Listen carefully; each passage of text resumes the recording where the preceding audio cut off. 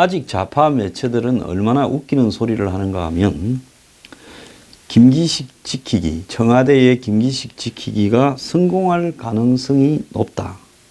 김기식이 태도를 바꾸어 사퇴하지 않는 한 현 청와대가 나서서 그를 해임하거나 그에게 자진 사퇴를 종용할 가능성은 없을 거기 때문이다.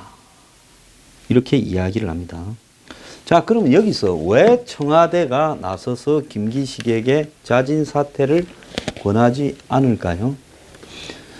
제가 볼 때 이 문정권이 탄생하는 부분에서 이 몇 가지 그룹이 있었을 거라고 봅니다. 자, 그래서 우리가 문정권을 바라볼 때요. 문정권은 흔히 친문으로 구성되었다. 그러면 친문이라고 하면 당 내에서 과거는 친노다가 이제는 친문이 된 사람들이 문정권을 끌어가고 있다. 이렇게 생각을 하겠지만은 친문이라는 부분을 가만히 살펴보면 정말 그 실체가 뭐냐라는 부분에 의문이 들 수 있습니다. 그래서 우리가 여기서 친문의 실체를 좀 봐야 된다. 문정권은 어떻게 끌어가는 정권이냐. 그럼 김기식은 어떻게 하여 문정권에서 저런 자가 금융감독원장이 될 수 있었겠는가. 우리가 그 부분의 배경을 갖다가 문정권을 해부하면서 봐야 되는 겁니다. 그래서 문재인 정권을 단지 친문 정권이다라고 애매하게 이야기를 하게 되면 여기는 답이 안 나오는 문제가 있습니다. 이미 이 정권이 지금 출범한 지 이제 1년이 다 되어 갑니다. 한 달만 더 있으면 정권 출범 1년이에요. 한 달도 안 남았어요. 그러면 정권 출범 1년 동안에 이 정권은 누가 끌어가는 것이냐? 대통령이 끌어가는 거다? 그럼 대통령 혼자서 끌어가는 거냐? 대통령 주변에 실세는 없냐? 정권마다 대한민국은 솔직히 대통령 가족이든 대통령 오른팔 왼팔이든 실세 다 합쳐서 10명도 안 되는 실세가 이 정권을, 각 정권을 끌어갔다고 봐야 되는 것이 솔직한 답입니다. 그럼 문정권에 지금 무슨 일이 벌어져서 김기식이가 금감원장에 들어 앉았나? 이걸 좀 살펴보도록 하려면 문정권에 대한 권력 해부를 좀 해야 된다 생각이 듭니다. 자, 그러면 문정권 인맥 핵심에 대해서 한번 보겠습니다. 첫 번째가 전대협 한 총련 출신으로 주사파 등이 학생운동, 사회운동을 거쳐서 청와대에 진입을 했는데 지금 핵심이 임종석이죠. 지금 정무수석이 한병도인데 그도 임종석과 더불어서 학생운동을 했던 사람입니다. 별로 비중은 없지요.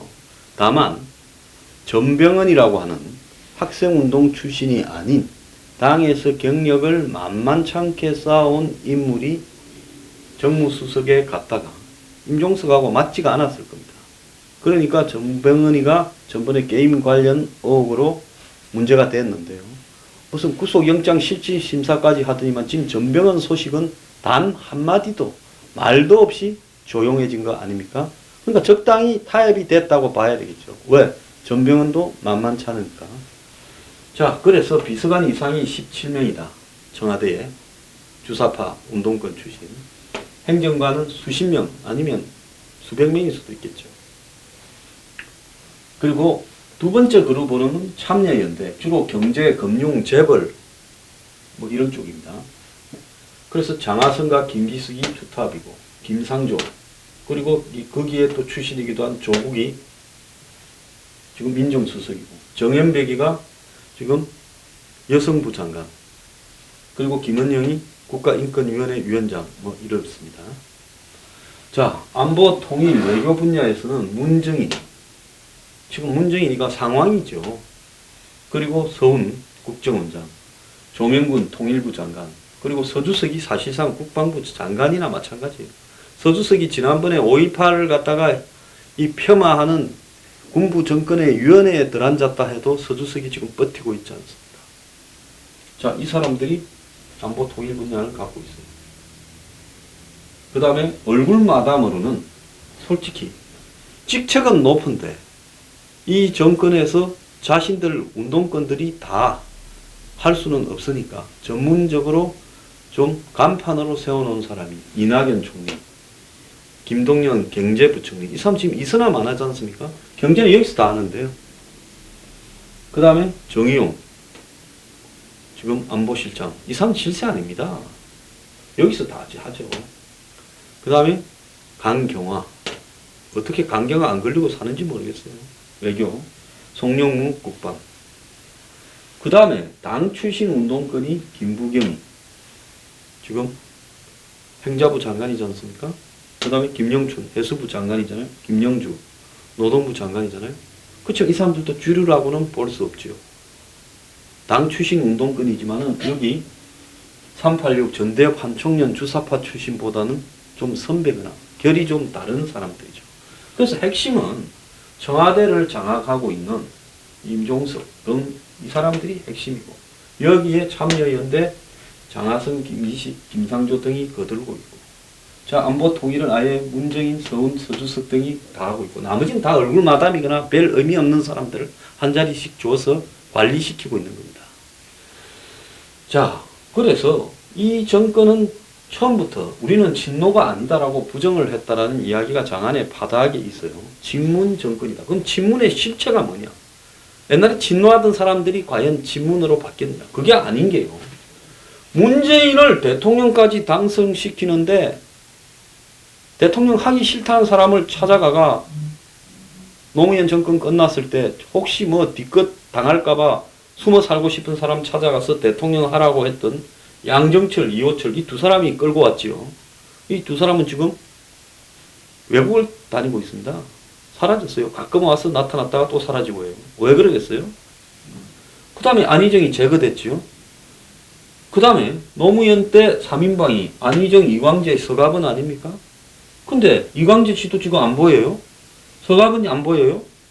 TV나 가끔 나와서 정치 평론을 하고 있어요. 자, 김두관 일개 의원으로 그냥 김포에서 소박하게 살고 있습니다. 어제 김기식 이러면 정권 큰 문제가 된다고 문자 보내는 거 나왔지요? 아니, 이런 사람이 문자 보냈어야 되겠습니까? 예? 그 다음에 이재명. 지금 숨만 깔딱깔딱 하고 있지요? 경기도지사가 유력한데도 지금 전해철이 거세게 밀어붙이고 미투하자고 하고 있지 않습니까? 박원순. 지금 어쨌든 경선이 안 끝났지만 이 사람도 청와대 핵심에서 별로 좋아하지 않고 있다는 것은 확실한 것 같아요. 그래서 박원순 시장도 지난번에 대선에서도 끝까지 완주도 못했고 이번에도 서울시장을 할 수 있을, 안철수 때문에 할 수는 있을지 몰라도 또 민주당 내부 경선이 어떻게 돌아갈지 몰라도 어쨌거나 아직은 살아있지만 실세가 아닌 것은 분명합니다. 그렇게 보면 지금 이 문재인 정권에는 대충 청와대는 이들이 장악하고 있어요.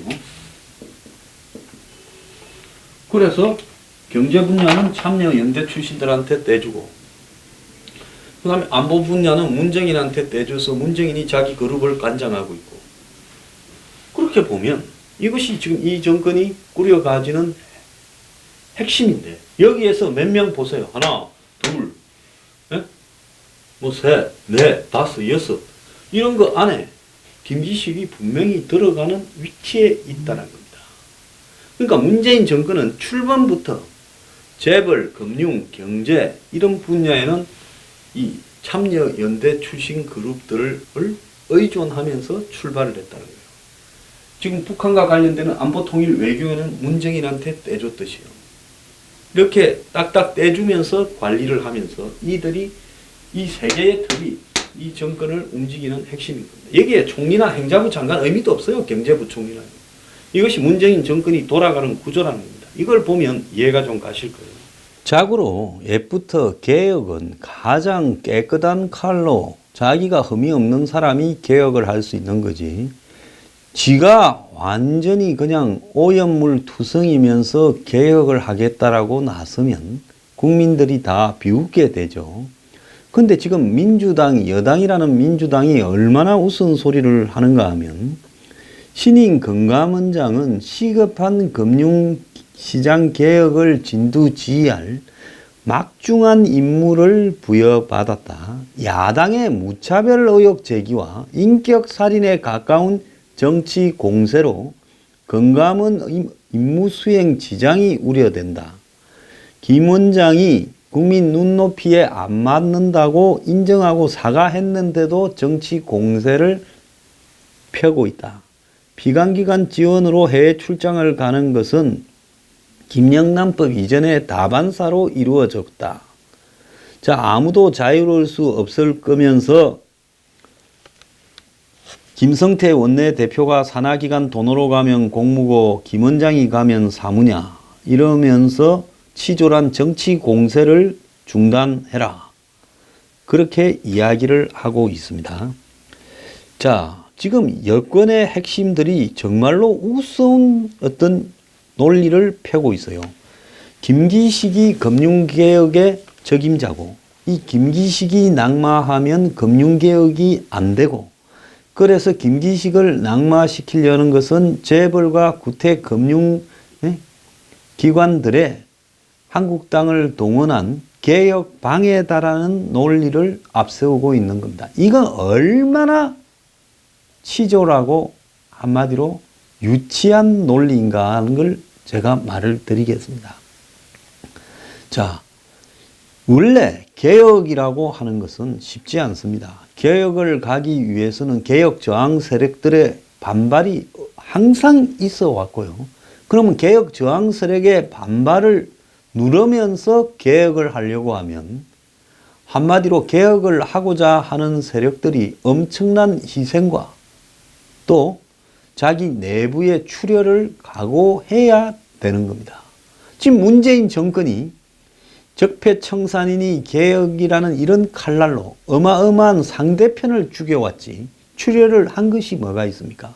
온 쓰레기를 장관이라고 갖다 꼽으면서도 문 정권의 개혁의 적임자라는 인물로 지금까지 뻗댕겨 왔어요. 그런데 김기식이 아니면 금융개혁이 안 된다. 김기식이 금융개혁의 대한민국의 유일한 사람입니까? 그래, 왜 유일하냐? 김기식이 유일한 이유를 한번 문 정권은 대봐라는 거죠. 문 정권은 김기식이 유일한 이유를 이렇게 될 겁니다. 깐깐한 원칙주의자. 자, 깐깐한 원칙주의자가 그래 여비서 데리고 거짓거리를 하러 다녔습니까? 해외로? 산하기관 돈을 받았어요? 이미 김기식의 재산 행태를 보면 깐깐한 원칙주의자하고는 사돈 8촌만큼 거리가 멀다라는 것이 분명히 나오고 있습니다. 김기식이가 국회 당선되고 그 다음 해에 재산이 4억 7,730만 원이라 했는데 임기를 만료를 앞둔 2016년 3월 임기가 5월까지였죠. 두 달 전에는 12억 5,630만 원이 됐고 여기에 지 이름으로 돼 있는 정치 후원금 계좌 돈 3억을 빼도 김기식은 국회의원을 하면서 현금이 4억 늘어났어요. 자, 그런데 예금 증가분만 그중에 3억 5천만 원이 됐다는 겁니다. 가족이 적어서 돈 쓸 일이 없었다라고 주장하는 김기식. 그런데 이 일에 대해서 야당 의원들, 여당 의원들조차도 국회의원이 월급 빼면 받는 돈이 900만 원이라고 합니다. 매월 900만 원을 4년을 꼬박 다 모아도요. 그 돈이 되기가 어렵다는 거죠. 국회의원 돼가지고 매월 900만 원 세금 뺀 월급을 4년을 다 모을 수 있는 사람이 누가 있겠습니까?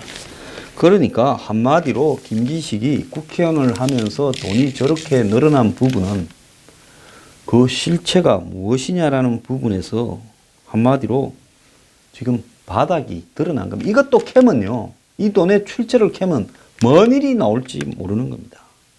자, 그러니까 유승민 대표 같은 경우에는 밑바닥이 드러나면 김기식의 참여연대의 위선의 밑바닥도 드러나고 참여연대가 무너지면 청와대가 무너지는 것을 문 정권이 두려워하는 거다 했고 안철수는 청와대가 부패 보호처 역할을 하기로 작심한 게 아니냐라고 이야기까지 하고 있습니다. 이러다 보니 한때 민주당의 대선 후보이자 친노이던 김두관 의원 같은 경우에는 이 자신의 당의 이 원내대표에게 원식 원내대표에게 건강원장 문제가 심각하다. 청와대라는 문자 메시지를 보낸 게 기자 카메라에 찍혔는데 청와대에 제발 이야기 좀 해서 나가라고 좀 해라. 이런 이야기겠죠. 자, 이게 김두관 전 대선 후보였던 김두관조차도 청와대에 전화를 해서 좀 김기식이 좀 쫓아내라고 말할 형편이 안 되니 당의 원내대표한테 문자 보내는 거 아닌가 하는 거겠지요. 자, 김두관 의원은 언론 통화에서 선거 현장에서 대통령 지지율이 높지만은 조심해야 된다. 민심은 쉽게 변한다. 이렇게 말을 하면서 염려가 많다라고 이야기를 하고 민심을 청와대에 좀 전달해달라고 했다. 이렇게 말을 했고요. 수도권의 중진 의원은 대통령이 생각을 좀 바꿔야 될 것 같다라고 말하고 초선 의원은 비감기간 돈으로 해외 출장을 가는 것도 다른 의원도 아닌 여자 인턴하고 동행하는 것도 다 이례적이다라고 하고 이렇게 가면 어차피 아무 일도 못하는 허수아비 건강원장이 될 거다라고 했고 심지어 진노의 핵심이던 이해성 전 홍보수석은 지금 부산에 이번에 출마를 하죠. 보궐선거에. 자, KBS 사장을 노무현 정권 때 2003년에 서동구라는 사람을 임명하려고 하니까 당시 시민단체 대표들이 청와대에 와서 몰아붙였는데 그 중에 가장 강하게 대통령 앞에서 자격이 없다고 몰아붙인 사람이 김기식이었고 그런 김기식이 자기한테 좀 엄격했으면 좋겠다. 이렇게 말을 했고 심지어 노사모에 있었던 노혜경이라는 전 홍보비서관도 사임해라. 고갯길을 넘었다. 이렇게 말을 했습니다. 자, 그런데도 김기식과 함께 무슨 더 미래 연구소하고 모임하던 이런 국회의원들은 이것이 마치 악의적이고 무차별적인 흠집내기고 개혁 저항이다라고 이야기를 하고 있습니다. 자, 김기식이 이 4년 전에 이제 국회에서 이 했던 발언들이 지금 화제가 되고 있어요.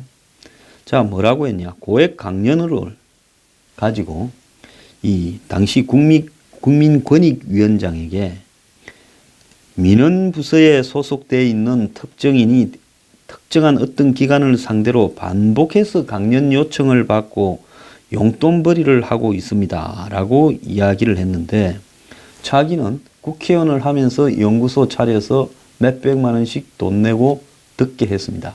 즉 피감 기관이나 이해관계 기관들을 상대로요. 자, 그리고 이 공급 남용에 관해서는 스타벅스 커피숍에서 융합과 혁신을 위한 협력 방안에 대해서 논의를 한다고 12,700원을 썼는데 이거는 사비로 해야지 법인카드를 쓰는 것은 적절하지 않다고 한국행정연구원장한테 2013년에 국감에서 지적을 했습니다. 커피값을 문제 삼았던 그가 지돈도 아닌 후원회비를 가지고 땡 처리를 3억 6천만 원을 하고 여자 비서를 데리고 놀러를 갔다.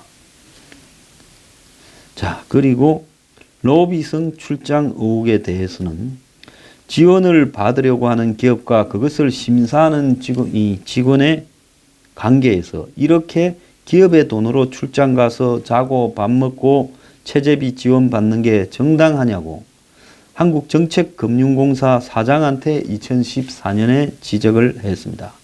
지는 이 발언하기 전후로 3번을 비감기관한테 가서 일비까지 받고 놀러 갔다 왔습니다. 자, 출장 중 관광도 질타를 했는데 매년 1억씩 들여가지고 해외 연수라고 하면서 사실상 해외 관광 여행을 40명씩 보내고 거의 스위스, 프랑스, 이탈리아 가장 유명한 관광지만 가고 있다고 경제인문사회연구회 이사장한테 2014년에 질타를 했는데 쥐는 그런 데만 골라서 여자 인턴 데리고 몇 달 뒤에 다녀왔습니다. 자, 그리고 거짓 해명과 관련해서 권위와 신뢰가 무너지면 금융감독 체계가 무너지는 것을 몰라요? 물러날 생각이 없어요? 하고 신재윤 금융위원장한테 2014년에 이야기를 했는데, 지는 지 문제에 대해서 해명하면서 이 동행한 보좌진이 석사 출신 정책비서라 해놓고는 학부 출신 인턴이 드러났습니다. 자, 김기식이 노무현 전 대통령 앞에서까지 시민단체들을 데리고 와서 강하게 원칙을 주장하면서 몰아붙였는데, 특권과 반칙이 없는 사회를 만들자면서 조금이라도 오해받을 일을 해서 되겠느냐. 그래서 KBS 사장이 문제가 있으니 잘라라 했다는 거예요. 자, 그렇게 한 사람이 지 문제는 지가 정리를 이제 해야 되지 않겠습니까? 지금 친여 매체만을 골라가지고 김어준이라든지 뭐 오마이뉴스니 이런 데만 인터뷰를 하고 있는데요. 자, 지금 문정권이 박근혜 정권의 최순실과 3인방의 문제를 지적하면서 디테일한 청탁 문제까지도 박근혜 전 대통령의 재판 결과에서 유죄로 판결받도록 이야기를 했습니다. 자, 거기에 나왔던 문제 정도라면 지금 김기식도 검찰에 의해서 수사를 제대로 해서 제대로 이렇게 기소를 하면 징역이 수년 나오지 않겠습니까? 수십 년 나올지도 모르지요. 자, 박근혜 전 대통령이 뭐라고 했습니까? 자신의 문제에 대해서요. 블랙리스트 같은 경우에 좌편향이 우리 사회에 하도 심해서 바로 잡으라 했다. 이렇게 이야기를 하지 않았습니까?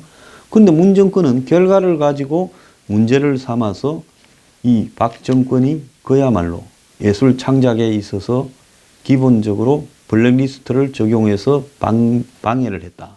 이렇게 이야기를 했는데, 좀 김기식에 대해서 문 정권은 지금 뭘 어떻게 처신하고 있는 겁니까? 자, 김기식이 지금 버티면 버틸수록 문 정권은 기본적으로 점점 더 궁색한 논리를 갖다 대어서, 자, 이 부패 기득권 세력의 저항이다. 금융개혁을 막으려는 시도다. 재벌개혁을 막으려는 시도다라고 논리를 갖다 댈 수밖에 없을 거예요. 자, 그런데 김기식 하나 없으면 금융개혁이나 재벌개혁을 못할 정권 같으면 애초에 왜 집권을 했느냐. 이 정권이 박근혜 전 대통령을 비판할 때, 그래, 최순실이나 3인방 아니면 아무 일도 못했다고 조롱을 하지 않았습니까? 그러면 그렇게 보자면 문 정권은 임종석이나 장하성이나 김기식이나 문정인이 없으면 안 돌아가는 정권 아닙니까? 김기식이 없으면 금융개혁은 아예 불가능한 정권 아닙니까? 김기식이가 돈 뜯는 거 말고 금융개혁에 대해서 얼마나 체계적인 정말 전문적인 인식을 하고 있는가, 저는 의문입니다. 그냥 바닥에서 약점 제보받아서 찾아서 찔러대는 일을 하면서 커왔지, 김기식이 정말로 금융개혁의 올바른 방향이 진짜 무엇인가에 대해서 한국 사회의 수준에 맞게 금융개혁이 제대로 되어가야 될 방향을 이렇게 선정해놓고 올바른 감독을 할 수 있는 그런 적임자라고 봅니까? 김기식이 지금 국회에서 후원에 돈 받고 옹호하는 발언 해주고, 이것이 금융개혁을 위한 적임자라고 생각합니까? 피감기관 돈 받고 외유가고 이게 적임자라고 보십니까? 저렇게 자기 재산이 금융이 어떻게 늘어났는지 해명도 안 되는 사람을 금융감독을 시킨다면 이것이 적임자라고 보십니까? 자, 사람은요, 작은 일에 지저분하게 이렇게 놀면 큰 일에는 반드시 더 큰 사고를 치게 되어 있기 때문에 검증을 하고 청문회를 하고 주요 공직에 그런 사람이 가서는 안 된다고 이야기를 하는 겁니다. 자, 문 정권은요, 지금 가식과 위선의 거의 절정을 보이고 있어요. 김기식 없으면 유지되지 않는다라고 지금 마지막에 가면 실토할 겁니까? 자, 제가 드리고 싶은 이야기는 김기식이 제발 자르지 말고요. 열흘만 더 끌고 가기를 간곡히 당부합니다. 그래야 빨리 망하지.